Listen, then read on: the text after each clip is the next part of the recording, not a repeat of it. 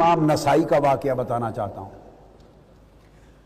اب بنو امیہ کا دور گزر گیا، اب بنو عباس کا تھا، بنو عباس کا دور ہے جب امام نسائی ہوئے، سیاستہ کے ایک امام۔ انہوں نے دیکھا، دمشق میں مقیم تھے تو دیکھا کہ برسر منبر حضرت علی مرتضیٰ کو گالیاں دی جاتی ہیں۔ ان کا دل دکھا، بہت دکھی ہوئے اور حزین اور غم زدہ ہو کر آپ فلسطین کی طرف ایک گاؤں میں چلے گئے تو آپ کا دل دکھا کہ گالیاں دی جاتی ہیں مولا علی المرتضیٰ کو۔ آپ فلسطین کے قصبے میں جا کے بیٹھے اور آپ نے جرأت کی اور مولا علی المرتضیٰ کے فضائل و مناقب پر حدیث کی کتاب لکھی۔ پہلی کتاب تھی جو ائمہ صحاح ستہ میں سے کسی ایک نے حضور کے صحابہ میں سے یا اہل بیت میں سے کسی ایک پر پوری کتاب لکھ ڈالی۔ نہ امام بخاری نے کسی کے لیے لکھی تھی، نہ امام مسلم نے، نہ ترمذی، نہ ابو داؤد، نہ ابن ماجہ تو بعد میں آئے، کسی نے نہیں، نہ انہوں نے۔ ہر ایک نے اپنی کتاب میں مناقب اور فضائل صحابہ کرام اور اہل بیت کے درج کیے تھے، ایک مستقل کتاب نہیں لکھی تھی۔ انہوں نے 194 حدیثیں، کتنی؟ 194 احادیث متصل مرفوع اسانید کے ساتھ مولا علی المرتضیٰ کی شان میں تخریج کی اور خصائص سے علی ابن ابی طالب کے نام سے کتاب حدیث کی مرتب کر دی۔ سیدنا علی شیر خدا کے مناقب پر 194 احادیث کی تخریج کی اور کتاب لکھی۔ واپس آئے، ایسا غم تھا، غم و غصہ تھا، جوش تھا، رہا نہ گیا، واپس دمشق آئے اور منبر پہ کھڑے ہو کے آپ نے پھر اپنی پوری کتاب کی روایت کی۔ جمعہ میں منبر پہ کھڑے ہو کے روایت کی اور 194 احادیث مولا علی المرتضیٰ کی مناقب میں سند کے ساتھ سنائیں۔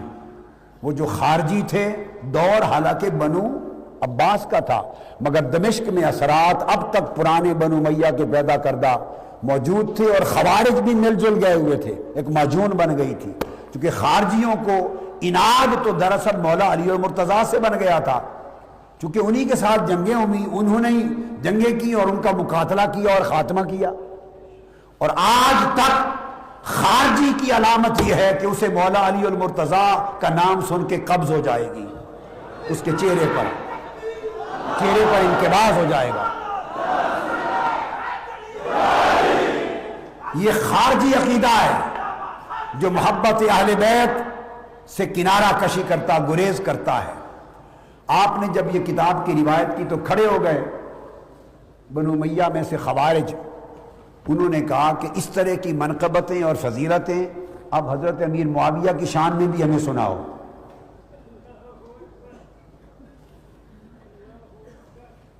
اب یہ کہنا ان کا کو حضرت امیر معاویہ کی محبت کی وجہ سے نہیں تھا، ان کو ان سے محبت نہیں تھی، خوارج تھے، وہ صرف فتنہ گری چاہتے تھے، نام استعمال کیا کہ حضرت معاویہ کی شان میں بھی ایسے مناقب روایت سنائیں۔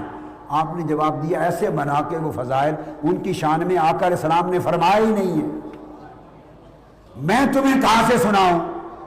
وہ تو 1500 سال کے بعد ایک فرقہ پیدا ہوگا پاکستان میں، وہ تمہیں سنائے گا گھر کے۔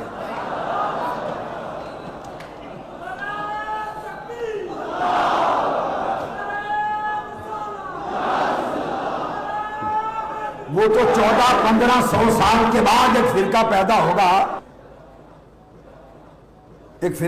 ہوگا اور ان کے فرقے اور عقیدے کا مدار ہی سارا مناقب حضرت امیر معاویہ پر ہوگا، اور اس سے بڑھ کر کچھ ایسے لعین اور جہنمی پیدا ہوں گے کہ جن کے عقیدے کا انحصار مناقب یزید پر ہوگا، اور یزید کو امیر المومنین کہیں گے۔ ان لعینوں سے سننا اور ان جہنمیوں سے سننا، وہ دشمنان اہل بیت ہوں گے۔ میں تمہیں کہاں سے سناؤں؟ یہ جملہ میں نے کہہ دیا ہے، ایسے نہیں کہ امام نسائی نے یہ بات کہی تھی، مگر جو کہا ہے حق کہا ہے۔ یہ فرقہ آج پیدا ہوا۔ تو امام نسائی نے جب یہ بات کہی تو خارجیوں نے دمشق کے اندر آپ پر حملہ کر دیا اور آپ کو مار مار کے اتنا زد و کوب کیا کہ شہید کر دیا۔ تو امام نسائی شہید حب علی ہوئے، اندازہ کر لیں۔ امام نسائی جب قریب وفات ہو گئے، اتنا زد و کوب ہوا، تو آپ نے تلامذہ کو کہا کہ اب میری روح پرواز کرنے کے قریب ہے، مجھے چارپائی پہ فوری مکہ لے چلو، حج اور صفا مروہ کے درمیان دفن کرنا۔ وہ فوری لے کے پہنچے، بس روح کو انتظار تھا اس مقام پر، صفا مروہ کے درمیان پہنچے، روح قفس انصری سے پرواز کر گئی، شہید ہوئے اور آپ وہاں دفن ہوئے۔ اب یہ واقعہ اگر آپ پوچھیں کہاں ہے، کوئی حوالہ دینے کی ضرورت نہیں ہے، اسماء اور رجال کی جو کتاب جس میں امام نسائی کا ذکر ہے، جو جی چاہے اٹھا کے دیکھ لیں، ہر کتاب میں ایک ہی واقعہ ہے۔